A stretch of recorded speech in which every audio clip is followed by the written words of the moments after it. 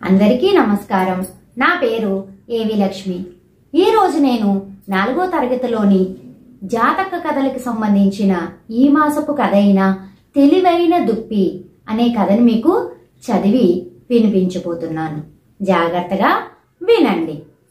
బోధిసత్వుడు ఒక అడవిలో దుప్పిగా జన్మించాడు. అతనికి ఒక చెట్టు పండ్లంటే ఇష్టం. ఒక వేటగాడు ఇదంతా గమనించాడు. చెట్టు కింద బుట్టలో పండ్లు అమర్చాడు. దానికి ఒక ఉచ్చు అల్లాడు. చెట్టు మీద కూర్చొని దుప్పి కోసం ఎదురు చూస్తూ ఉన్నాడు. దుప్పి వచ్చి పండు నోటితో అందుకోగానే వేటగాడు తాడు లాగుతాడు. దుప్పి ఉచ్చులో పడిపోతుంది. ఇది వాడి ఆలోచన. దుప్పి రానే వచ్చింది, కాని దూరంగా ఆగింది. పండ్లు బాగా మగ్గి తీయని వాసన వస్తోంది. ఒకవైపు పండు తినాలని అనిపిస్తున్నది, కాని పండు ఉన్న తీరు దుప్పికి సందేహం కలిగించింది. అది ముందుకు రాకుండా నిలబడి చూస్తూ ఉంది. వేటగాడు దుప్పిని చూశాడు.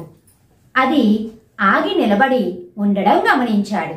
వాడికి తొందరైపోతోంది. దుప్పి వెనక్కి వెళ్ళిపోతుందేమో. దానికి పండ్లు కనబడాలని చెట్టు మీద నుండి కొన్ని పండ్లు విసిరాడు. ఒక్కొక్కటే తింటూ అది బుట్ట దగ్గరికి వస్తుందని వాడి ఆశ. కాని దుప్పి చాలా తెలివైంది. చెట్టు నుండి పండ్లు రాలితే సూటిగా కింద పడతాయి, అంతేగాని ఎవరో విసిరినట్లు పడవు కదా. ఏదో తిరకాసు ఉందని అర్థమయ్యింది.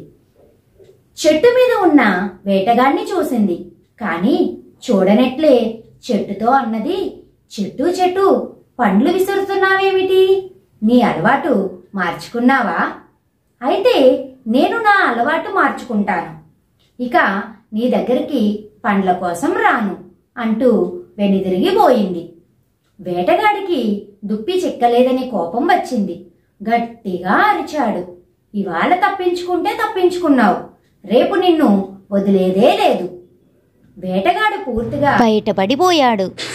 మళ్ళీ నీకు దొరుకుతానా అనుకుంటూ దుప్పి దట్టమైన అడవిలోకి మాయమైపోయింది. మోసగాళ్ళుంటారు, వాళ్ళ మాయలో పడకూడదు. ఆశ ప్రమాదంలోకి నెడుతుంది. జాగ్రత్తగా ఉండాలి. కథ అందరికీ అర్థమైంది కదమ్మా. ఈ కథ యొక్క వివరణ ఏంటంటే, బోధిసత్వుడు అనే ఒక మునీశ్వరుడు ఉండేవారు. ఎక్కడ? అడవిలో. ఆయనకి అడవిలో ఉండే ఒక చెట్టు పండ్లు తినడం అంటే చాలా ఇష్టం. దానికోసమని ఆయన ఒక జింక రూపంలో తన రూపాన్ని మార్చుకొని అడవిలో ఆ చెట్టు పండ్లను తింటూ ఉండేవారు. ప్రతిరోజు వెళ్ళడం, తినడం, రావడం ఇదంతా కూడా వేటగాడు గమనించాడు. ఎలాగైనా సరే ఆ జింకను పట్టుకోవాలనే ఉద్దేశంతో వేటగాడికి ఒక ఆలోచన వచ్చింది. ఒక వలలాగా అమర్చాడు. ఎలాగైనా సరే ఆ జింక వస్తుంది, ఈ వలలో చిక్కుకుంటుంది, నేను దాన్ని పట్టుకుని వెళ్ళిపోవచ్చు అని చెప్పేసని అనుకున్నాడు. కానీ రోజులాగే జింక వచ్చింది, కానీ తను ఆ చెట్టు దగ్గర వరకు వెళ్ళలేదు. జింకకి అనుమానం కలిగింది.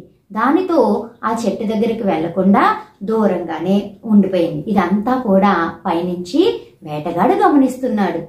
ఈ దుప్పి ముందుకు రావట్లేదు పట్టుకోవడానికి కదా, అందుకని ఏం చేశాడు, పైనుంచి పండ్లను కొన్ని కిందకి విసిరాడనమాట. అప్పుడు ఈ జింకకి మరింత అనుమానం ఎక్కువైంది. ఎందుకని?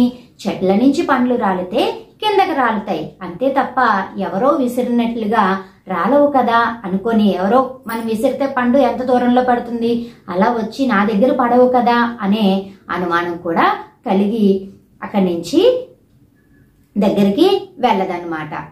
అప్పుడు చెట్టును అడుగుతుందన్నమాట, చెట్టు చెట్టు నీ యొక్క పద్ధతి ఏమైనా మార్చుకున్నావా ఏంటి? ఈ పండ్లను ఇలా విసురుతున్నావేంటి నా దగ్గరికి? ఈ రోజు నుంచి నేను కూడా నా పద్ధతిని మార్చుకుంటాను అని చెప్పి నేను నీ చెట్టు దగ్గరికి పండ్లను తినడానికి రాను అని చెప్పి అక్కడి నుంచి వెళ్ళిపోయింది.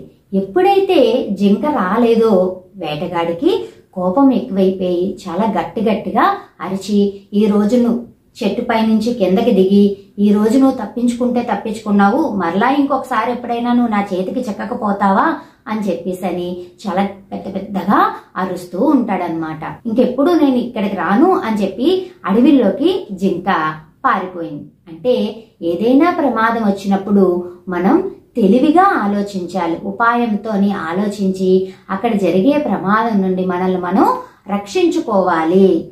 ధన్యవాదాలు.